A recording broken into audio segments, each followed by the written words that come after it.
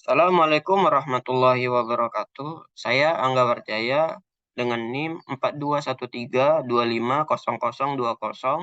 akan membahas deadlock dan solusi menanganinya dengan menggunakan algoritma ostrich. Pada paparan kali ini, deadlock tidak terlalu hanya mengulang apa itu deadlock, tidak membahas secara keseluruhan apa itu deadlock. Langsung saja, deadlock atau masalah yang dihadapi sehingga suatu algoritma muncul adalah suatu kondisi di mana sekumpulan proses tidak dapat berjalan kembali akibat kompetisi perebutan sumber daya. Nah, bisa diibaratkan dalam dunia nyata sebuah persimpangan, bisa simpang 3 atau simpang 4 atau lebih. Jadi ketika tidak ada lampu merah atau lampu merah sedang bermasalah, semua mobil atau semua kendaraan bermotor ingin segera menyeberangi persimpangan tersebut, sehingga ruang jalan tertutup di tengah karena mobil mobil A dari jalan A mau ke D, kemudian tertutup oleh mobil yang dari B ke C. Sama halnya dengan kondisi sebuah proses dapat kita namai dengan proses A ingin atau membutuhkan sumber daya X. Kemudian diberi sumber daya tersebut ke proses A. Kemudian proses B ingin atau membutuhkan sumber daya Y dan kembali diberi karena kedua sumber daya tersebut belum digunakan oleh proses lain. Kemudian proses A juga ingin mendapatkan atau menggunakan sumber daya dari Y. Begitu pula sebaliknya. Proses B ingin menggunakan atau membutuhkan sumber daya dari X.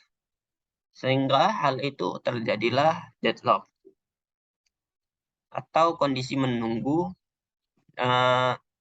suatu program menunggu dikarenakan ketiadaan sumber daya. Oke. Kemudian masuk ke solusi dari permasalahan deadlock.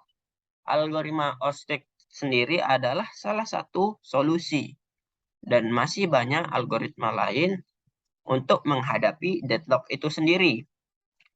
Dalam algoritma ostrich dikatakan bahwa untuk menghadapi deadlock ialah dengan berpura-pura bahwa tidak ada masalah apapun. Diibaratkannya seperti burung unta yang menempelkan kepalanya di pasir dan berpura-pura tidak terjadi masalah apapun.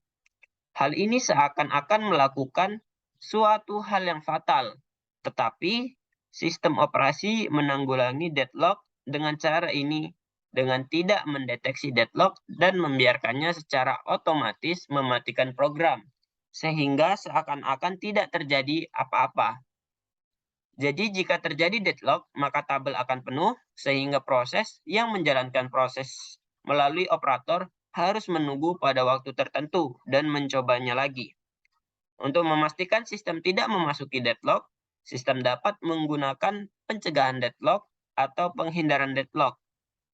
Penghindaran deadlock membutuhkan informasi tentang sumber daya yang mana yang akan suatu proses meminta dan berapa lama akan digunakan. Dengan informasi tersebut dapat diputuskan apakah suatu proses harus menunggu atau tidak.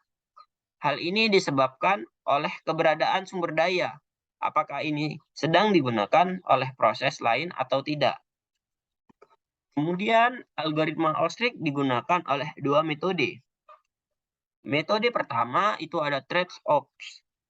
Metode ini merupakan metode penanganan deadlock dengan sistem di mana ada asumsi bahwa suatu masalah, dalam hal ini kita khususkan pada deadlock, jarang terjadi atau masalah tersebut belum tentu benar bisa terjadi.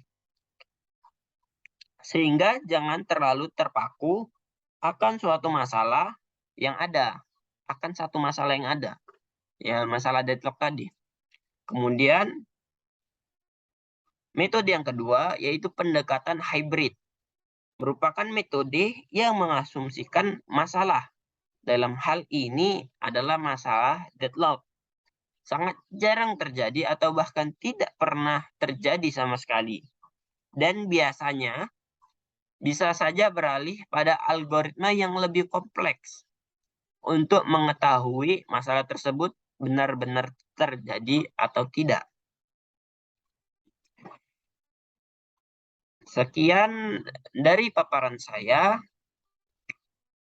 mengenai masalah deadlock dan solusi dalam menyelesaikan masalah deadlock itu dengan menggunakan atau menerapkan algoritma ostrich. Sekian dari saya, lebih kurang saya mohon maaf. Saya akhiri. Wassalamualaikum warahmatullahi wabarakatuh.